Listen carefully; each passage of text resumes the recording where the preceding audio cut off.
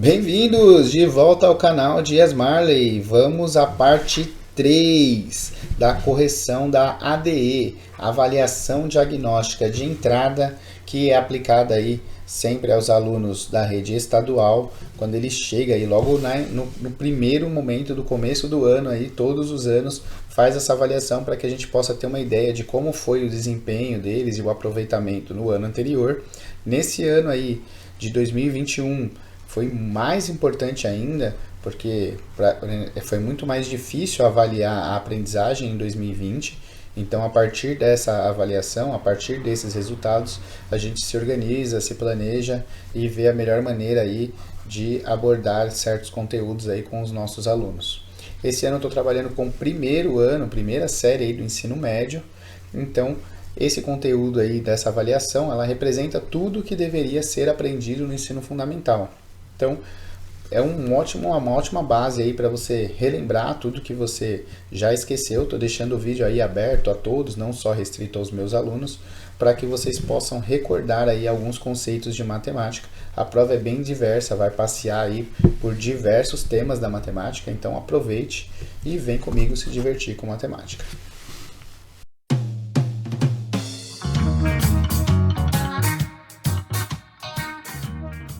Vamos lá na parte 3, essa questão aí tranquilinha. Já fizemos uma parecida, inclusive, hein? Uma sorveteria disponibiliza 2 tipos de casquinha, 6 tipos de sorvete, 6 sabores de sorvete e 4 sabores de cobertura para os clientes montem o seu próprio sorvete. Então, Renan foi a essa sorveteria e irá montar um sorvete de casquinha, escolhendo um tipo de casquinha, um sabor de sorvete e um sabor de cobertura. Quantas possibilidades diferentes Renan tem para montar o seu sorvete de casquinha nessa sorveteria? Lembrando aí, ó, que ele tem aí já indicado quais são as possibilidades em cada uma. Quantas casquinhas tem, quantos tipos de sorvete, quantos tipos de cobertura. Nós fizemos um exercício muito parecido, mudou algum detalhezinho ou outro aí, mas esse também é um exercício de se aplicar o princípio multiplicativo. E aí, como eu já disse, o próprio nome já dá um spoiler do que você tem que fazer. Princípio multiplicativo, a gente multiplica aí todos os nossos fatores. Eu tenho 2 tipos de casquinha, 6 sabores de sorvete e 4 sabores de cobertura. 2 vezes 6 dá 12 e 12 vezes 4 dá 48. Então não tem segredo, nem vamos perder tempo nessa. Bora para a próxima.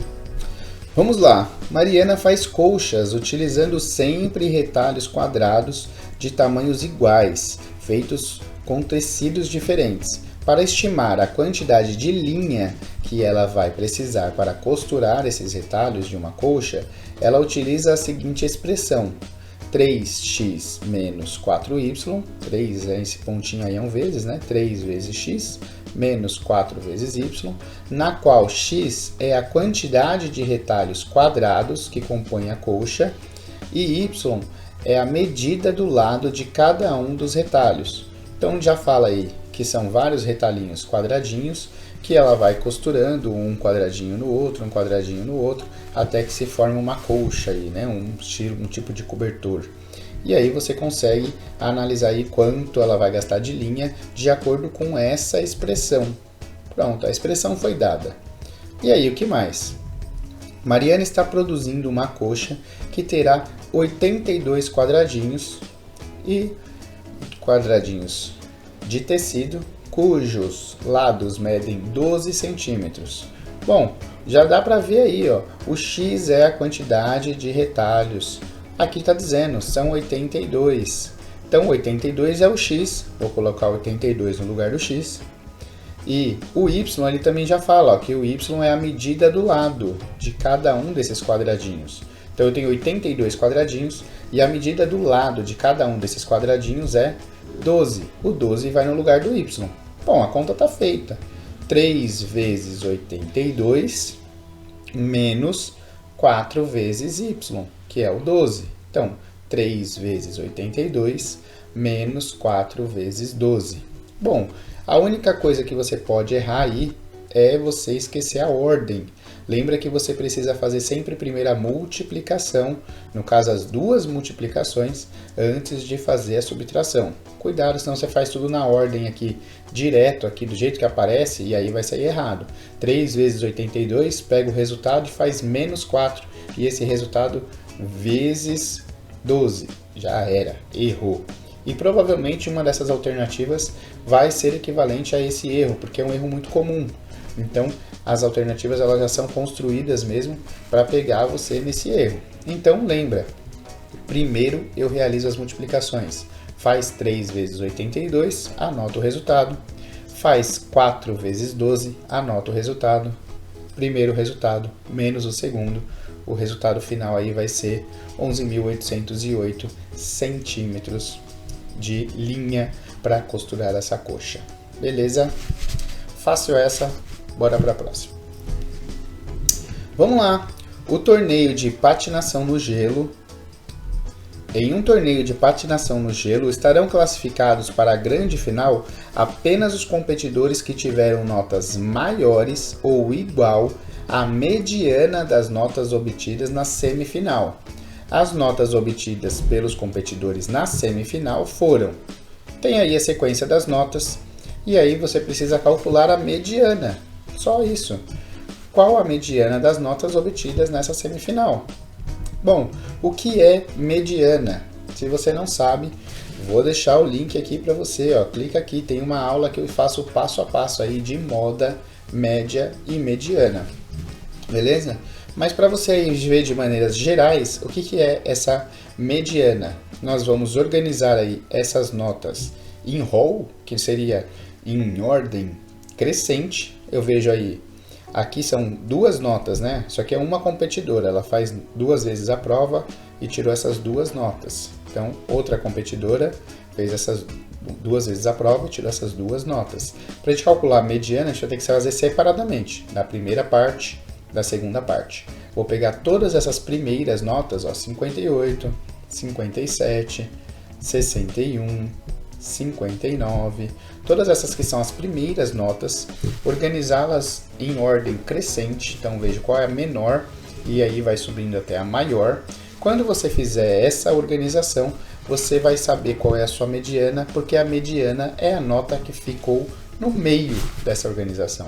Então, se você tem lá se fossem só 3 notas, primeira nota menor, nota média e a maior nota. Essas 3, você seria só para você organizar elas em ordem crescente, e o que tiver no meio é a mediana. Simples assim. Aqui tem maior quantidade, então você precisa ter um pouquinho de atenção para não errar, não pular nenhum dos números, mas é uma questão básica aí. Você organiza os números em ordem crescente e o número que tiver na posição do meio, ali centralizado, é a sua mediana. Quando você fizer a mediana da primeira parte, você vai ver que vai dar 67. E se você fizer o mesmo processo com a segunda nota, você vai ver que vai dar 42. Beleza? Mas se você fez a primeira e acertou, você já vai vir aqui na certeza. Você pode fazer até a segunda só como um tira-teima aí, né? Como uma prova real para você garantir que você acertou. Beleza? Bora para a próxima. Vamos lá. Durante uma atividade de matemática, Juliano propôs aos seus alunos a construção de um triângulo PQR. Bom, isso já não te assusta mais, né? Já sabe o que quer dizer. PQR são os 3 pontos aí de vértice do triângulo. Nada mais do que isso, só uma demarcação. Para isso, ele apresentou 4 conjuntos contendo segmentos e suas respectivas medidas, conforme está apresentado no quadro abaixo. Com qual desses conjuntos é possível construir um triângulo PQR? Então aqui, ó, o PQR são os 3 pontos que você tem no triângulo. Vamos imaginar que o P está aqui em cima, P, Q aqui embaixo, R. Pronto, se você ligar os 3 pontos, você formou um triângulo, beleza? Aí, ele te dá as medidas. Se você colocou o P e o Q, entre o P e o Q, medindo 30 centímetros, o Q e o R, essa medida é 10 centímetros, entre o P e o R, outros 10 centímetros. Bom, o que impediria aí? Ó? Todos eles têm 3 lados. Ué, o que que impede de você formar aí um triângulo com eles? Porque só um desses conjuntos é possível formar o triângulo. O que que impede os outros de formar esse triângulo? Bom, é uma regrinha básica, simples, mas que muita gente esquece. Antigamente nós tínhamos aula aí de desenho geométrico. Quem é mais antigo aí vai lembrar aí que teve aula de desenho geométrico. Nem tão antigo assim, porque eu cheguei a dar aula de desenho geométrico também. Mas já não tem mais isso na grade, isso fica a cargo aí tanto dos professores de matemática, como alguns professores de artes também que gostam aí da matemática e gostam de entrar nessa parte aí com mais detalhes. Faz aí a construção com os materiais, né? Esquadro, compasso, tudo bonitinho do triângulo e das figuras geométricas. E aí nessa parte de construção, você percebe que não é possível formar um triângulo se os dois lados menores, a soma dos dois lados menores, precisa superar a medida do lado maior.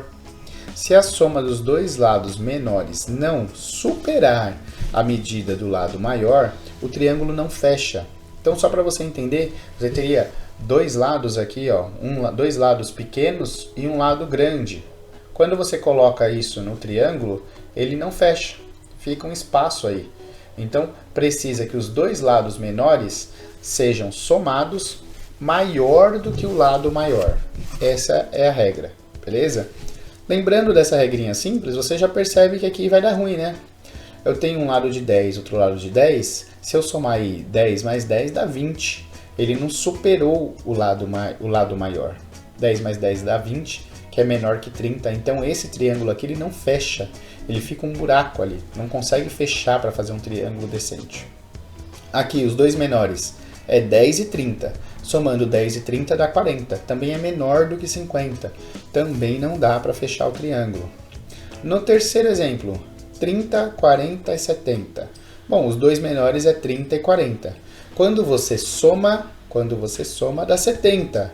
Deu igual. Mas lembra, a regra diz supera. A soma dos dois lados menores precisa superar a medida do lado maior. Então é que ele empatou, mas não superou. Bom, aqui é tudo igual. Então tanto faz quais são os dois menores, mas a regra serve aqui também. Se você pensar, ó, a soma dos dois lados menores tem que superar o lado maior. 20 mais 20 dá 40, superou os 20 que está sozinho. Então a soma de dois lados precisa superar a medida do terceiro. Então esse sim forma um triângulo, é um triângulo com os três lados iguais, é um triângulo que a gente chama, tem até nome, é o triângulo equilátero. Então é a 4. Marcamos essa. Olha aí, prova de matemática, nem teve conta para fazer, fácil, moleza, só pensar. Vamos pôr aí a cachola para funcionar. Rafael tem um recipiente sem tampa no formato de um cilindro circular reto de 15 centímetros de altura e 405 centímetros cúbicos de capacidade. Ele armazenou uma determinada quantidade de um produto químico nesse recipiente e pretende tampá-lo com uma das tampas circulares que possui. Para isso, Rafael utilizará uma tampa que tenha medida de diâmetro no mínimo meio centímetro maior que a medida do diâmetro da borda desse recipiente. Então, só para a gente entender antes de entrar na questão, cilindro circular reto é um copo, beleza? É um copo, um pote de Toddy aí, de Nescau. Ele é um cilindro reto, porque ele está reto, não é oblíquo, né? Então, um copo, um pote, tá bom? Desse formato aí de cilindro. Ele tem 15 centímetros de altura e a capacidade dele quanto de líquido eu posso pôr lá dentro, é 405 centímetros cúbicos. Beleza, tudo até aí entendido qual que é a ideia. Ele está ali nesse pote não tem tampa, ele quer pôr uma tampa e a tampa precisa ter um diâmetro meio centímetro maior do que o próprio copo. Então ele precisa ser um pouquinho maior, que é o que normalmente acontece com a tampa, ela é um pouquinho maior, para que você tampe aí o frasco aí com segurança. Ele até coloca que é um elemento químico, só para te colocar um pouco mais de medo. Beleza? E aí vamos à questão. qual é a medida do diâmetro da menor tampa circular que Rafael pode utilizar para cobrir completamente esse recipiente. Considere π igual a 3. Bom, você sabe que o π ele é um número irracional, portanto aí não é um número exato. A gente usa até normalmente como aproximação 3,14, mas no exercício ele já está dizendo use π igual a 3. Você só precisa entender aí qual é o conceito total envolvido nisso daí, certo? Então, primeira coisa, capacidade, quando ele fala aí de capacidade, ele fala de volume. E aí você precisa relembrar aí como é que calcula o volume de um cilindro. Então, o volume de um cilindro, ou o volume da maioria das coisas, é a área da base, é o que você tem de base. Como eu falei, é um pote de Toddy, então a área da base. Qual é o tamanho da base desse pote, desse copo? Qual é o tamanho da base? A área da base vezes a altura. Bom, aí você já tem uma ideia clara aí de quanto é a capacidade. Esse é o volume. Então, de novo, o volume é calculado com área da base vezes a altura. Bom, você já tem a altura aqui. Você tem a altura aqui, ó, 15 centímetros de altura. Bom, se eu sei que o volume veio dessa multiplicação da área da base vezes a altura, se eu dividir aí a capacidade pela altura, ou seja, dividir 405 por 15, eu terei a área da base. Concorda? A área da base, que eu ainda não sei quanto é. X, área da base x, não sei quanto é a área da base. Essa área da base x vezes a altura, que é 15, tem que dar a capacidade, que é o meu volume, 405. Ou seja, posso fazer a operação inversa aí, 405 dividido pelos 15, que dá 27. Esses 27 representam a área da base. Bom, se é um cilindro, essa base ela é circular. Aí eu preciso saber, poxa vida, a área da base é circular e ela, como eu calculo a área da base? Eu já sei que ela é 27, mas e aí? Essa área da base, como que eu vou chegar no meu diâmetro? Porque eu preciso do meu diâmetro. A partir do momento que eu souber o diâmetro do pote, eu sei que o diâmetro da tampa é meio centímetro maior, só isso. Então, se eu souber o diâmetro do pote, eu descubro o diâmetro da tampa. Então, a área da base é igual a 27. Como se calcula a área da base de um círculo? A área da base de um círculo é π vezes r, que é o nosso raio, ao quadrado. πr ao quadrado. Bom, π vezes r vezes o meu raio ao quadrado tem que dar 27, porque eu já sei o valor da área. πr ao quadrado igual a 27. Bom, aqui no exercício ele me dá que o π, eu tenho que usar o π aproximado como 3. Então, de novo, o mesmo princípio que a gente fez lá em cima. π vezes o raio ao quadrado dá 27. Posso passar esse π dividindo. 27 dividido por 3. Faço 3 dividindo. 3 vezes o raio ao quadrado não tem que dar 27? Se eu dividir 27 por 3, eu teria o valor do raio ao quadrado. 27 dividido por 3 dá 9. Bom, esses 9 aí é equivalente ao meu raio ao quadrado. Raio ao quadrado. Então, que número ao quadrado que dá 9? Bom, raio é 3. Então, o raio da minha circunferência é 3. Poxa vida, Douglas, mas a gente fez tudo isso, mas aqui no meu exercício ele não fala raio, ele fala diâmetro. E aí? Você precisa só lembrar o quê? O raio é a medida do centro do meu círculo, ou da minha circunferência, até a borda. E o diâmetro é igual ao dobro do raio. É essa medida do raio que vai de uma ponta até o meio, e mais outro raio que vai do meio até a outra ponta. Isso é meu diâmetro. É um segmento de reta cruzando aí a circunferência, que sai, né, das duas extremidades, ela parte da circunferência e passa pelo centro. Então, você tem aí, na verdade, a maior corda possível dentro do círculo ou da circunferência. Beleza?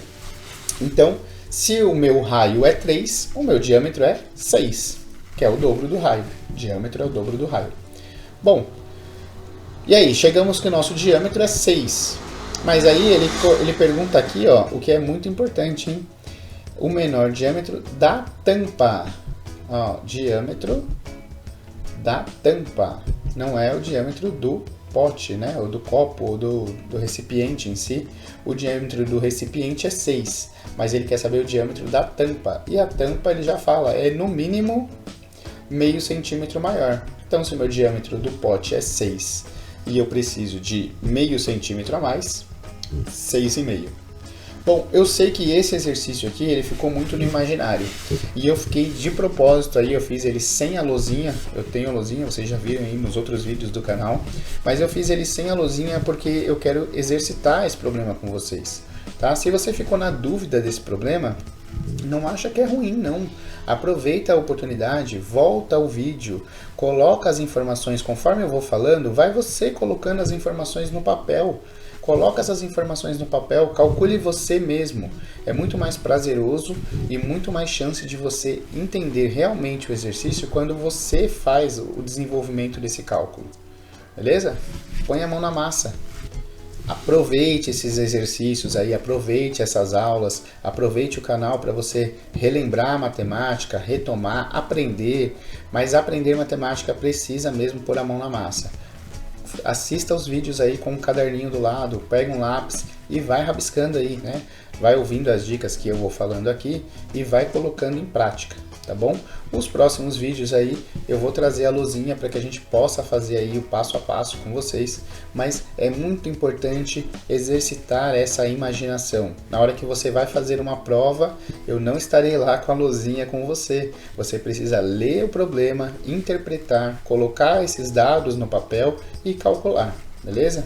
Então, se você exercitar aí bastante junto comigo, você vai conseguir aí fazer essas atividades sozinho, essas avaliações sozinhas, vestibular e outras provas aí que você precise fazer. Beleza?